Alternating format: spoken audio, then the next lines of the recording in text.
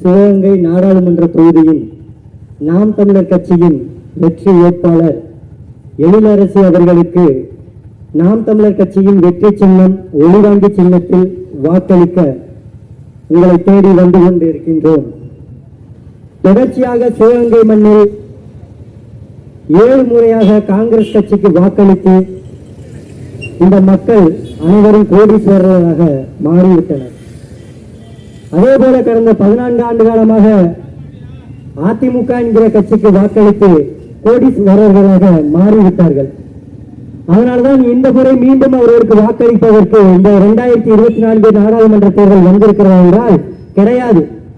ஒரு நாட்டின் வளர்ச்சி, ஒரு தொகுதியின் வளர்ச்சி என்பது அந்த மக்களின் வளர்ச்சியை பொறுத்துதான் தீர்மானிக்கப்படுகிறது.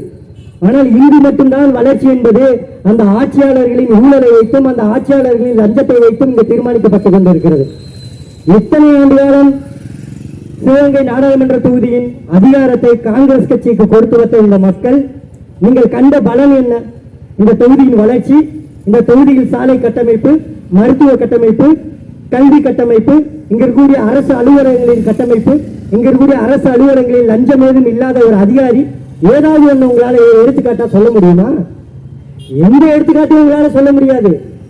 ஏன்னா நீங்க தேர்ந்தெடுத்து வைத்திருக்கக்கூடிய அதிகாரிகள் அப்படிப்பட்டவர்கள்.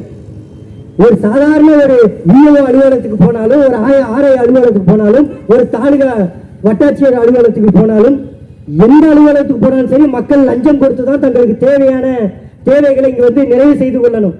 அப்படிப்பட்ட ஆட்சியாளர்களை தான் இந்த மண்ணில தொடர்ச்சியாக இந்த மக்கள் தேர்ந்தெடுத்து வைத்திருக்கிறீங்க. ஆனால் நாம் தமிழர் கட்சி பிள்ளைகள் எந்த ஒரு ஊழலுக்கும், எந்த ஒரு லஞ்சத்திற்கும், எந்த ஒரு பேராசைக்கும் அப்பாற்பட்டவர்கள் இந்த மண்ணிலே தொடர்ச்சியாக புரட்சிகர அரசியலை முன்னெடுத்துக் கொண்டிருக்கிறோம். 60 ஆண்டு காலம் மாறி மாறி ஆட்சியை கொடுத்த இந்த திராவிட ஆட்சியாளர்களுக்கு நேர் எதிராக மாற்று அரசியலை விதைத்து இந்த மக்களுக்காகவும் இந்த மண்ணுக்காகவும் தொடர்ச்சியாக போராட வேண்டும், தூய்மையான அரசியலை முன்னெடுக்க வேண்டும் என்ற ஒற்றை நோக்கத்திற்காக நாம் தமிழர் கட்சி இன்னைக்கு போராடி கொண்டிருக்கிறது. செந்தமிழன் சீமான் அவர்களுடைய வழிகாட்டுதலின் பேரில் சீமானவர்களின் அன்பு தங்கை அக்கா எழிலரசி அவர்கள் சிவகங்கை நாடாளுமன்ற தொகுதியின் வெற்றி வேட்பாளராக இன்னைக்கு களமிறங்கப்பட்டிருக்கிறார்கள். எதற்காக?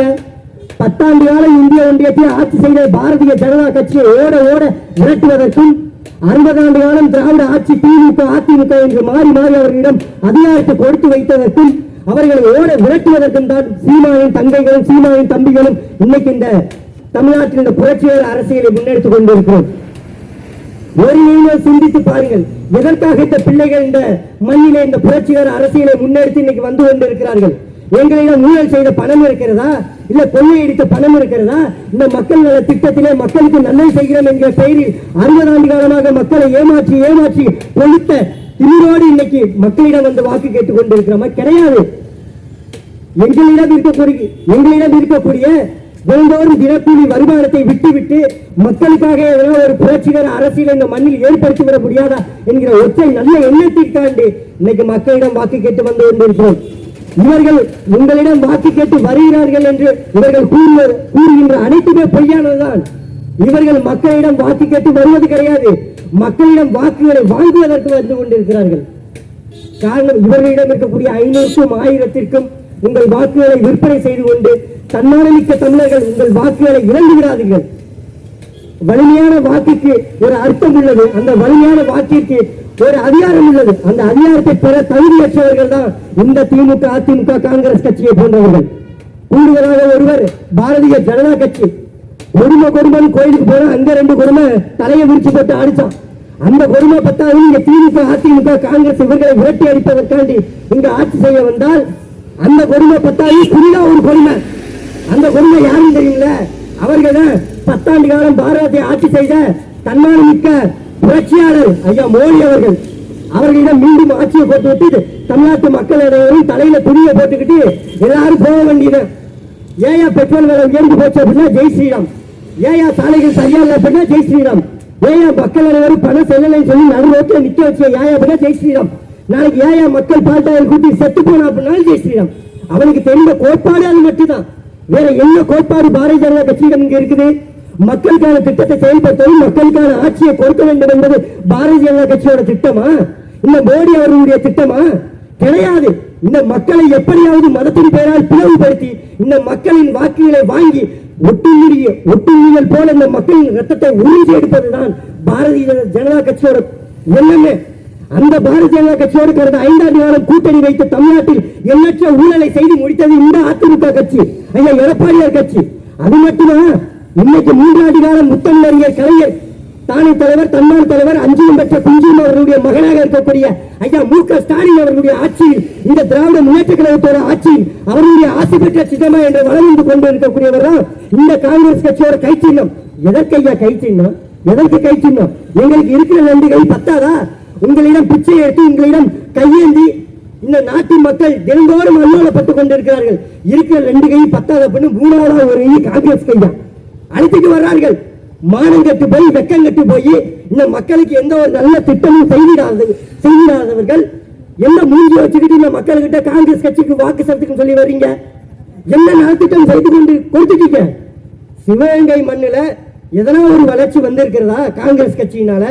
ஆனாலும் காங்கிரஸ் கட்சிக்கு வாக்கு செலுத்தணும். மாதத்திற்கு ஒரு முறை 1000 ரூபாய் கொடுத்து விட்டு அன்றாட மக்களுடைய அத்தியாவசிய பொருட்களுடைய விலைவாசி ஏற்றம் இருக்குது, பெட்ரோல் டீசல் விலை உயர்ந்து இருக்கிறது, காய்கறி விலை உயர்ந்து இருக்குது, பால் விலை உயர்ந்து இருக்குது, சொத்து விலை உயர்ந்து இருக்குது, மின்சார கட்டணம் உயர்ந்து இருக்கிறது, மக்களுடைய அன்றாட தேவைகள் உயர்ந்து இருக்குது. ஆனா வெறும் 1000 ரூபாயை கொடுத்து விட்டு எங்களுக்கு வாக்கு செலுத்திங்கன்னா இன்னும் பஞ்ச பராரிகளா அந்த மக்களை வைத்திருப்பதற்கு திட்டம் போடுவதற்கு தான் இவர்கள் 1000 ரூபாய் கொடுத்தவருக்கு வாக்கு கேட்கிறாங்க. இவர்களிடம் எந்த நல்லதை நீங்க கேட்டுட்டீங்க? எந்த நல்லதை கண்டுவிட்டீர்கள்? இவர்களிடம் நல்ல எண்ணம் இருந்தால் தானே மக்களுக்கு நல்ல திட்டங்கள் கொண்டு வரக்கூடிய எண்ணம் இருக்கும். ஆனா இவர்களிடம் ஊழல் செய்வதற்கு எண்ணற்ற திட்டம் உண்டு. எப்படி மக்களிடம் ஏமாற்றி மக்கள் நல திட்டங்கள்ல கொள்ளையடிக்கணுங்கிறதுக்கு எண்ணற்ற திட்டங்கள் உண்டு. ஆனா மக்களுக்கு நல்ல திட்டங்களை செய்வதற்கு எதனா ஒரு எண்ணம் இருக்குதான்னு கேட்டா கிடையாது. இவர்களை நம்பி வாக்கு செலுத்த போறீங்க? என் அன்பு மக்களை நன்கு தெரிந்து கொள்ளுங்கள். இந்தியாவுடைய நிதியமைச்சருடைய தொகுதியாக இந்த சிவகங்கை நாடாளுமன்ற தொகுதி 7 முறை இருந்திருக்கிறது. காங்கிரஸ் கட்சி ஆட்சி செய்யும் போதெல்லாம் ஐயா ப. சிதம்பரம் அவர்கள் இந்திய நாட்டினுடைய நாடாளுமன்ற தொகுதியாக உறுப்பினராக இருந்து அவர்கள் இந்திய நிதியமைச்சரோட தொகுதியாக இருந்திருக்கிறாங்க. ஒரு சாதாரண சட்டமன்றம், ஒரு நாடாளுமன்றம் தன்னோட தொகுதிக்கு உண்மையாக இருந்திருந்தால் அந்த தொகுதியை எப்படியோ வளர்ச்சி கண்ட தொகுதியாக மாற்றி இருக்கலாம். ஆனால் ஐயா ப. சிதம்பரம் அவர்கள் இந்தியாவுடைய நிதியமைச்சருடைய தொகுதியாக இருந்தும் உள்துறை அமைச்சராக இருந்தும் இந்த தொகுதியை எந்த விதமான வளர்ச்சியும் ஏற்படுத்தல. அதே போலதான் அதிமுக என்கிற ஒரு கட்சியும் சட்டமன்ற உறுப்பினராக 2014 இருந்து 2019 வரைக்கும் அதிமுக கட்சி இதே இடத்துல நாடாளுமன்ற உறுப்பினராக இருந்திருக்கிறது. அதிமுக கட்சி 2021 இருந்து 2026 வரைக்கும் மீண்டும் சட்டமன்ற உறுப்பினர். இன்னைக்கு அதே அதிமுக கட்சி மறுபடியும் 2024 எனக்கு வாக்கு செலுத்துங்க சொல்லி வாக்கு கேட்டு வராங்க. எதற்கு வாக்கு கொடுக்கணும்? நீங்க இதற்கு முன்னாடி அதிகாரத்திற்கு வரும்பொழுது செய்து முடிக்காத மீண்டும் ஒரு முறை உங்களுக்கு வாக்கு செலுத்தி அதிகாரத்திற்கு கொண்டு வந்து நீங்க வாக்கு செலுத்திடுவீங்களா? மக்களுக்கு நல்லாட்சி கொடுத்துருவீங்களா? எங்களை பார்த்தா கேன பயிர தெரியுதா? எங்களை பார்த்தா இடிச்சா பயிர தெரியுதா? மானமும் ஈரமும் உயிரென்று வாழ்ந்து மறைந்த வீரப்பேரரசை வேலுநாச்சியார் வாழ்ந்து மறைந்த இந்த சிவகங்கை மண்ணிலே மான தமிழ் மிக்க தன்மான மிக்க தமிழர்கள் வாழக்கூடிய இந்த மண்ணில வெறும் வாக்குக்கு பணம் கொடுத்து நம்மை அனைவரையுமே அறியாமையில் இயலாமையில் நம்மளை ஏமாற்றி வைத்த இந்த திமுக, அதிமுக, காங்கிரஸ் போன்ற கட்சிகளுடைய மிகப்பெரிய சாதனை என்பதை இந்த மக்கள் நன்கு உணர்ந்து கொள்ளணும். ஆனால் உங்களிடமிருந்து உருவாகி வந்த இந்த நாம் தமிழர் கட்சி பிள்ளைகள் எந்த ஒரு ஊழலுக்கும் லஞ்சத்துக்கும் பெயர் போகாதவர்கள். நாம் தமிழர் கட்சியோட வெற்றி வேட்பாளர் அக்கா எழிலரசி அவர்களுக்கு சீமானின் சின்னம் வெற்றி சின்னமும் ஒளிவாங்கி சின்னத்தில் மை சின்னத்தில் வாக்களித்து இந்த குறையோடி போன இந்த ஊழலையும் லஞ்சத்தையும் வேறறுப்பதற்கு ஒரு வாய்ப்பை தாருங்கள். ஏமாந்ததெல்லாம் போதும். இவர்களுக்கு வாக்கு வாங்கி நீங்கள் வாக்களித்தது போதும். இந்த முறை வெற்றி சின்னமும் ஒளிவாங்கி சின்னத்தில் வாக்களித்து நாம் தமிழர் கட்சி சின்னத்தை வெற்றியடைய வையுங்கள். சிவகங்கைக்கு ஒரு விரிவாளம் பிறக்கட்டும். மற்ற புரட்சியாளர்கள் தன்னுடைய கருத்தை இந்த ஒளிவாங்கியின் சின்னத்தின் மூலியமாக மக்களிடையே பல்வேறு விதமான புரட்சியை ஏற்படுத்தினார்கள். உங்களிடம் எழுந்து வந்திருக்கக்கூடிய எளிய பிள்ளைகள் நாங்கள். எங்களுக்கு ஒரு வாய்ப்பு தாருங்கள். இந்த முறை ஒளிவாங்கி சின்னத்தில் வாய்ப்பளித்து சிவகங்கை நாடாளுமன்ற தொகுதியின் வெற்றி சின்னமாம் ஒளிவாங்கி சின்னத்தில் அக்கா எழிலரசி அவர்களை வெல்ல வைப்பதற்கு ஒரு வாய்ப்பு தாருங்கள்.